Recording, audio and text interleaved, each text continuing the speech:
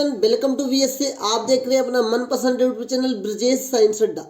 साथियों, आज हम सभी लोग बहुत सारे इम्पोर्टेंट क्वेश्चंस को हल करने वाले हैं। आज मैं आपको बोर्ड एग्जाम 2024 में आने वाले महत्वपूर्ण आंकिक प्रश्नों का हल बताने वाला हूं, जो कि साथियों भौतिक विज्ञान से है। ये प्रश्न मेरी गारंटी है साथियों, बहुत इम्पोर्टेंट प्रश्न है। क्यों इम्पोर्टेंट है? क्योंकि ये सारे के सारे पर NCERT हैं। ये इसलिए इम्पोर्टेंट है साथियों क्योंकि पेपर जो बनता है वो NCERT किताबों से बनता है, NCERT प्रश्नों से बनता है। ये मेरी पूरी गारंटी है। अगर आप लोग ये क्वेश्चंस लगा भी लेते हैं तो कोई बात नहीं, बेझिझक बेशक इस वीडियो को पूरा वॉच कीजिए, आपका कुछ और कॉन्सेप्ट क्लियर होगा। तो चलिए शुरू कर दें आज। देखिए, सबसे पहले कुछ चीज़ें याद रखिएगा। जो ये बिंब शब्द लिखकर आता है, बिंब का मतलब होता है वस्तु साथियों, और प्रतिबिंब का मतलब होता है परछाई, जैसे हम लोग इमेज बोलते हैं। क्या बोलते हैं इंग्लिश में? इमेज बोलते हैं साथियों। तो देखिए, ये प्रश्न का हल हम लोग करेंगे बहुत ही आसान तरीके से। आप किस तरीके से हल करते हैं आप लोग कमेंट में ज़रूर बताइएगा। मैंने बहुत सारे तरीकों को बताया आपको पहले भी। तो देखते हैं, इस तरीके प्रश्न लिखा हुआ है, किसी अवतल लेंस की फोकस दूरी 15 सेंटीमीटर। पहले इतने पर रुक जाना है। अगर आपको न्यूमेरिकल नहीं लगाना आता है तो आ ही जाएगा। हमने पढ़ा शब्द फोकस दूरी 15 सेंटीमीटर। तो फोकस दूरी को लिखते हैं F से साथियों, हो जाएगा ये 15 सेंटीमीटर। अभी घबराइएगा नहीं। अवतल लेंस है तो किसमें होगा? ऋणात्मक हो जाएगा। अब आगे देखते हैं क्या है साथियों।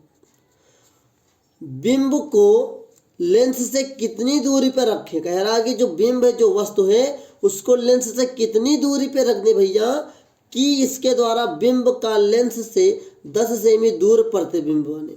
प्रतिबिंब मतलब इस B हो जाएगा, यहाँ पे -10 होगा।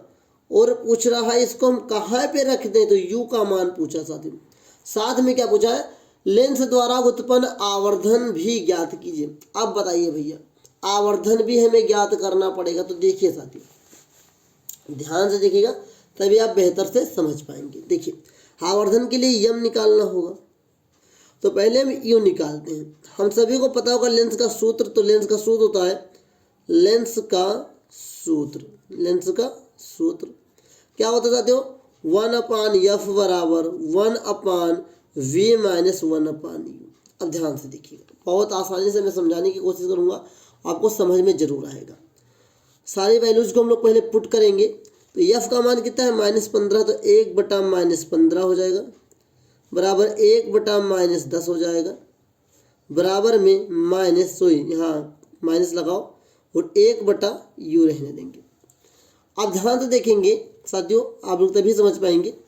यहाँ पे 10 माइनस में उधर आएगा तो प्लस में हो जाएगा। तो ये हो जाएगा -1/U बराबर 1/-15 प्लस 1/10। ये राइट है या नहीं आप लोग कमेंट करके खुद बताएंगे, बस आप बेझिझक धड़क रहिए।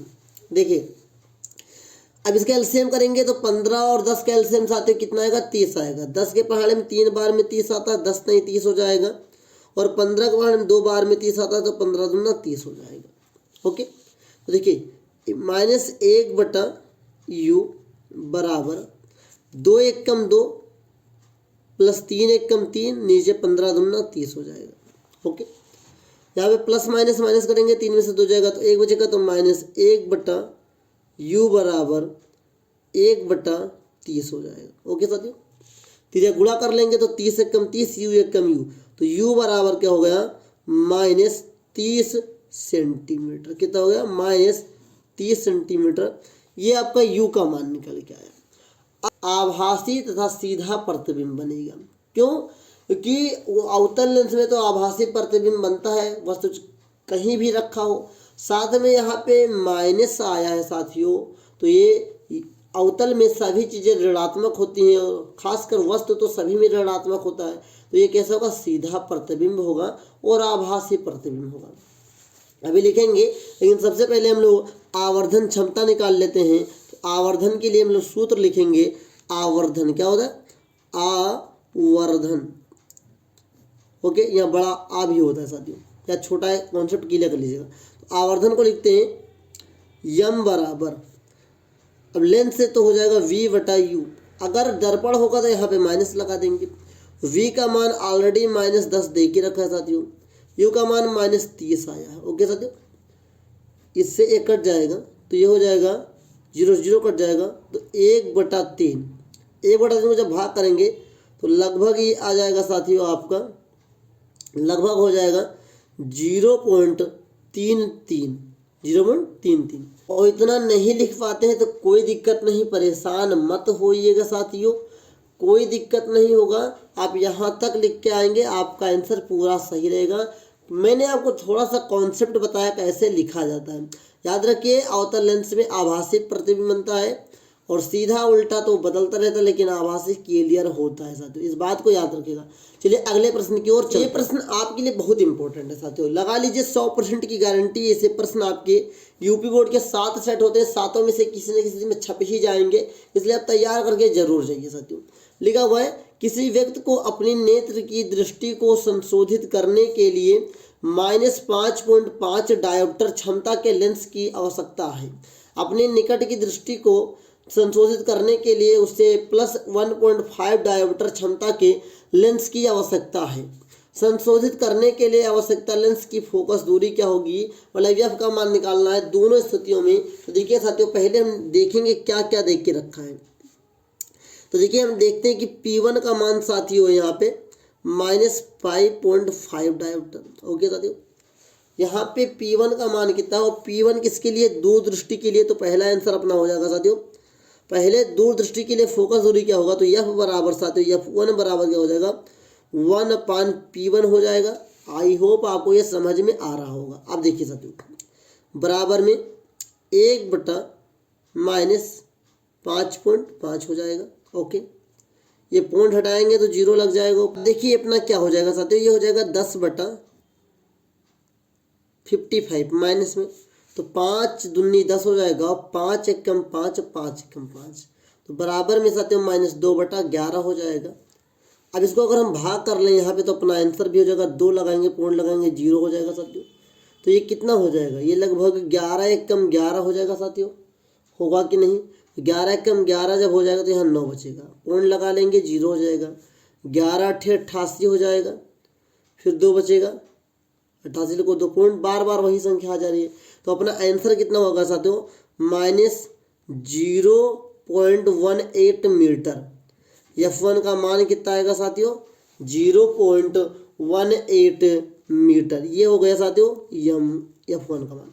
F1 किसके लिए है, दूरदृष्टि दोष के लिए है। आइए निकट दृष्टि दोष के लिए देखते हैं क्या है।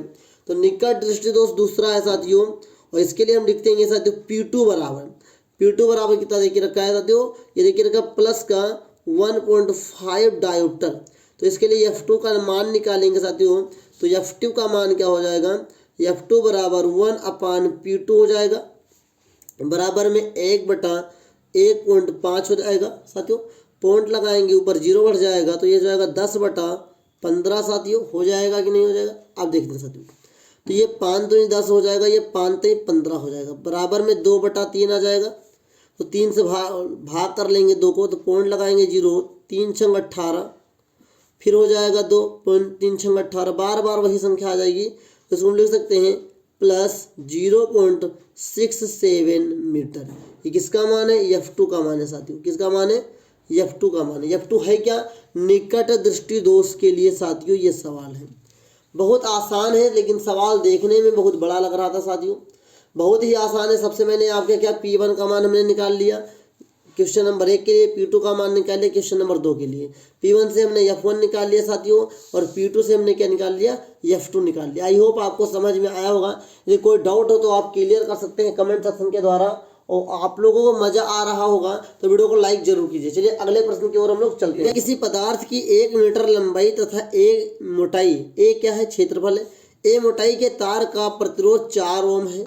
इसी पदार्थ के किसी अन्य तार का प्रतिरोध क्या होगा जिसकी लंबाई L/2 मतलब आधी कर दी जाए, आधे मीटर कर दिया जाए, तथा मोटाई 2A हो, मतलब दोगुना क्षेत्रफल हो जाए। क्षेत्रफल बढ़ा दिया जाए और क्या हो जाए साथियों, लंबाई घटा दिया जाए, तो बताइए साथियों इसका प्रतिरोध कितना होगा।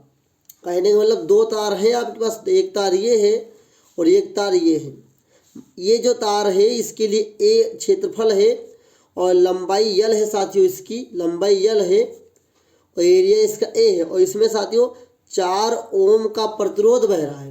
बी तार है इसका 2A कर दिया गया है, इसकी लंबाई आधी कर दी गई है।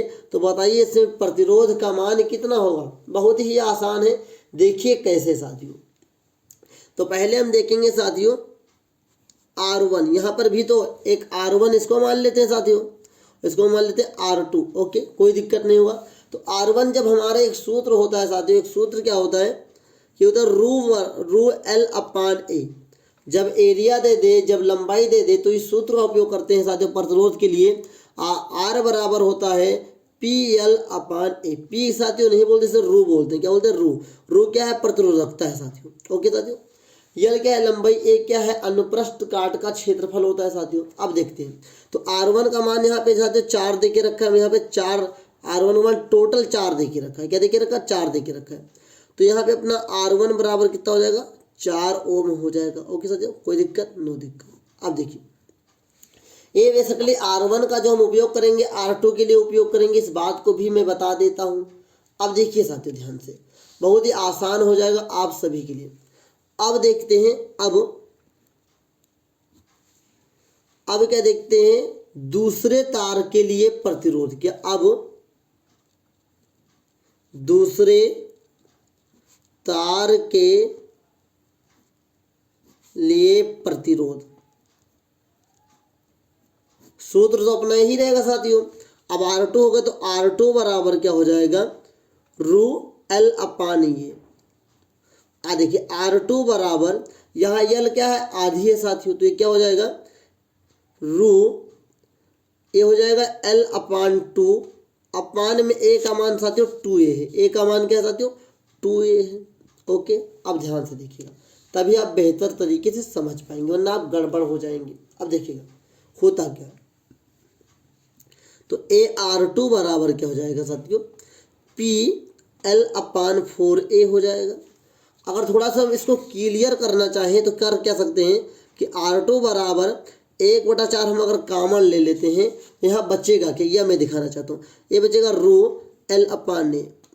ये इतना बच रहा है कि नहीं? अब देखिए जो ये रू L अपान ए है, ये ऑलरेडी हम प्रूव भी कर चुके हैं, R1 के बराबर है। तो लिख देंगे R1, इसको समीकरण 1 लगा लो। क्या लिख लो? तो यहाँ लिखेंगे समीकरण 1 से, क्या समीकरण 1 से R1 बराबर PL अपान ए। ओके, तो इस जगह पे हम R1 रख सकते हैं साथियों। तो यहाँ लिखेंगे R2 बराबर 1/4 गुणे R1। अब देखिए ध्यान से, R1 का मान कितना चुका था? तो 4 ओम आ चुका था। तो R2 बराबर 1/4, क्या 1/4 गुणे 4 ओम। 4 से 4 कट गया तो R2 बराबर साथियों 1 ओम आएगा। 1 ओम आंसर आएगा।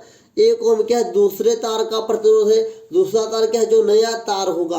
तो लिखेंगे यहाँ पे अतः नए तार का प्रतिरोध, नए तार का प्रतिरोध 1 ओम होगा।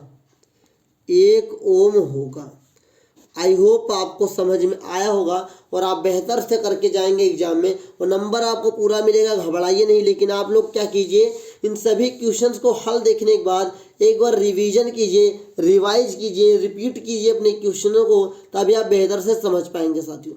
आई होप आपको अभी तक जो मैंने 3 क्वेश्चंस बताए हैं ये समझ में आए होंगे और आगे के क्वेश्चंस भी समझ में आएंगे। इसके लिए वीडियो को अभी से लाइक कर दीजिए। चैनल को अभी तक नहीं सब्सक्राइब किया तो सब्सक्राइब कर लीजिए, बहुत ही फायदा होगा। आपके लिए ही वीडियो में बना रहा हूँ। तो चलिए लगातार बने रहिए। आगे देखते हैं एक महत्वपूर्ण प्रश्न। देखिए सकते एक महत्वपूर्ण प्रश्न और देखा, यह दर्शाइए कि आप 6 ओम प्रतिरोध के 3 प्रतिरोधकों को, यहाँ को लिख देना चाहिए मैं, को किस प्रकार संयोजित करेंगे कि प्राप्त संयोजन का प्रतिरोध 9 ओम और 4 ओम। अब मेरे पास चैलेंजेस है, आपके पास भी साथियों चैलेंजेस है कि हमें ये दर्शाना होगा कि हम लोग कैसे ये 6 वाला जो ओम का प्रतिरोध है, 3 हमारे पास दे के रखा है, इन तीनों को हम लोग कैसे संयोजित करें कि एक बार 9 आ जाए, एक बार 4 आ जाए। बहुत ही आसान तरीका मैं आपके लिए लेकर आया हूँ, घबराइएगा नहीं। देखिए, जब हम क्या करेंगे, क्वेश्चन नंबर 1 लिखेंगे, और लिखेंगे 9 ओम को प्राप्त करने के लिए, क्या 9 ओम प्रतिरोध, 9 ओम प्रतिरोध को प्राप्त करने के लिए, प्राप्त करने के लिए 9 ओम प्रतिरोध को प्राप्त करने के लिए पहले एक प्रतिरोध को, पहले एक प्रतिरोध को श्रेणी तथा अंत के दो, क्या अंत के दो प्रतिरोधों को, क्या दो प्रतिरोधों को समांतर क्रम में, क्या समांतर क्रम में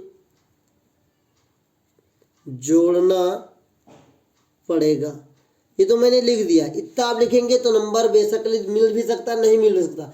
अब मैं इसको प्रूव करके दिखाऊंगा क्या मेरा जो मैंने इसको लिखा है ये आंसर मैंने सही लिखा है या गलत। देखिए कैसे, मैं 2 बिंदु लेता हूँ, इसके बीच में सारे प्रतिरोध को मैं जोड़ दूंगा साथियों, और आपको आसान भी लगने लगेगा। आपको आसान लगने लगे तो बताइएगा, बहुत आसान होता है सवाल को लगा लेना। चलिए साथियों, तो तिरछा पर ये बना है तो इसके लिए सॉरी चाहूँगा। बिंदु ए है अपना, ये बी है साथियों। यहाँ पे 6 ओम है, यहाँ पर भी 6 ओम है, और यहाँ पर भी 6 ओम है। अब इसका हमें क्या निकालना है साथियों, इसका हमें निकालना है कुल प्रतिरोध। देखते हैं कितना आएगा। तो यह लिखेंगे कुल प्रतिरोध R बराबर, क्या कुल प्रतिरोध R बराबर, हम लोग क्या पा रहे हैं, यहाँ पा रहे हैं कि R1 जो है इसे रखेंगे, प्लस ये क्या श्रेणी क्रम में, इसको हम ब्रैकेट में रखने वाले हैं, तो 1/R2 प्लस 1/R3 हो जाएगा। ओके, आई होप आपको समझ में आ रहा होगा। अब देखिएगा ध्यान से, अब हम लोग R तो ऐसे लिखेंगे, R1 का मान भी 6, सबका सब मान 6 ही है, इसको 6 रखेंगे इसे, प्लस यहाँ पे 1/6 प्लस 1/6 हो जाएगा। ओके, अब देखिए ध्यान से, तो R बराबर क्या हो जाएगा साथियों 6, प्लस यहाँ पर क्या हो जाएगा, यहाँ पे हो जाएगा 2/6 होगा कि नहीं। अब देखिएगा साथियों, तो ये R बराबर क्या हो जाएगा 6, प्लस ये इसको पलट लेंगे, ये हो जाएगा 6/2। देखिए 2 1 कम 2, 2 3 6 हो जाएगा। तो R बराबर 6 ओम प्लस 3 ओम बराबर 36 9, जो कि हमको लाना था 9 ओम आ गया। पहला आंसर अपना हो गया साथियों। अब दूसरा क्या कर रहा है कि 4 ओम को कैसे प्राप्त करेंगे, तो चलिए 4 ओम को भी मैं आपको प्राप्त करके दिखाता हूँ साथियों। तो देखिए दूसरे सवाल के लिए भी हम लोग ऐसे प्रिकॉशन को लिखेंगे, लिखेंगे कि 4 ओम प्रतिरोध को, 4 ओम प्रतिरोध को प्राप्त करने के लिए पहले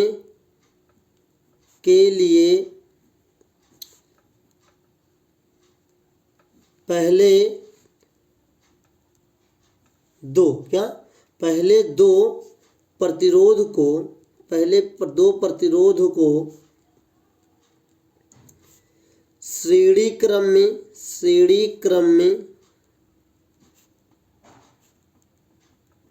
फिर एक प्रतिरोध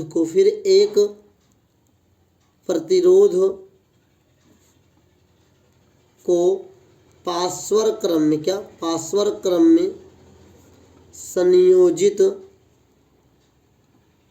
करना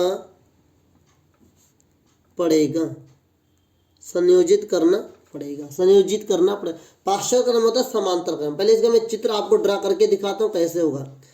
तो देखिए मान लेते हैं एक अपना यहाँ से पॉइंट निकला है साथियों, यहाँ से तार जुड़े हुए हैं। तो पहले 2 प्रतिरोध हम ऐसे जोड़ लेते हैं अपने श्रेणी वाले, तभी तो हम लोग आगे बढ़ेंगे साथियों। आगे देखते हैं, यहाँ पे ये अपना ड्रा हमने किया है। यहाँ से हम लोग एक प्रतिरोध को क्या कर लेते हैं साथियों, समांतर। तो देखिए यहाँ से हम एक पॉइंट को बना लेते हैं, ये रहा साथियों अपना पॉइंट, ये रहा साथियों। ओके, ये पॉइंट ए है, ये बी है। ओके, ध्यान दीजिएगा। तो ये क्या है, 6, ये 6 ओम है, ये भी 6 ओम है, ये भी 6 ओम है। ओके साथियों, लेकिन इस पद्धति में इस बार क्या हुआ है कि ये दोनों क्या है, श्रेणी क्रम है और ये आपका क्या, समांतर क्रम है। अब देखिए क्या होता है साथियों, इसको हल करेंगे साथियों, इसका भी कुल प्रतिरोध निकालेंगे। कुल प्रतिरोध, इसको मैं इस बार अलग करने वाला हूँ क्योंकि आपको परेशानी ना हो। तो पहले मान लेते हैं कि R1 है, R2, R3 है। तो देखिए RS के लिए, R सीरीज मतलब श्रेणी के लिए, तो RS बराबर क्या हो जाएगा, R2 प्लस R3।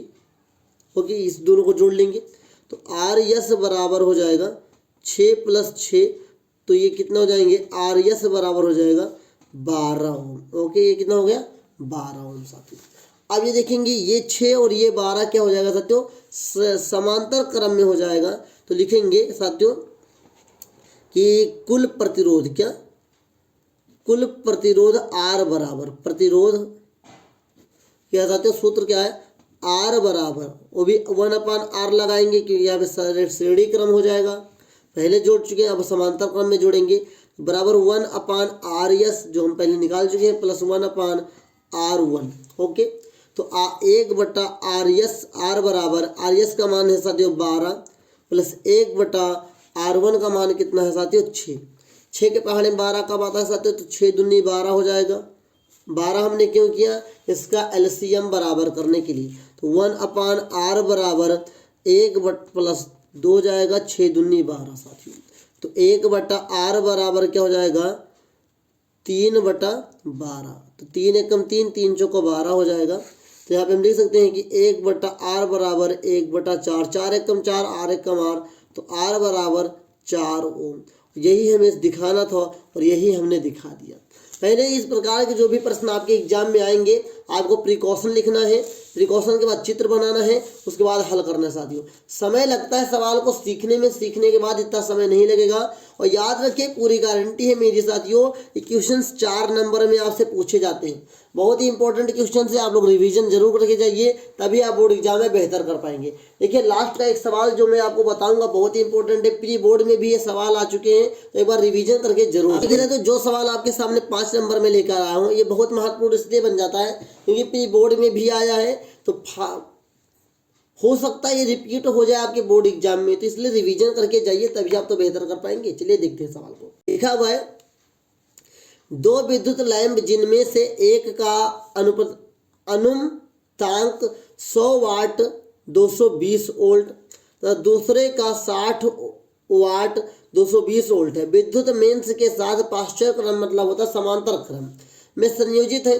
यदि विद्युत आपूर्ति की वोल्टता 220 वोल्ट है तो विद्युत मेंस में कितनी धारा ली जाएगी। तो साथियों हमें आई का मान निकालना है। अब देखेंगे क्या क्या हमारे पास है, तभी तो हम कुछ कर पाएंगे।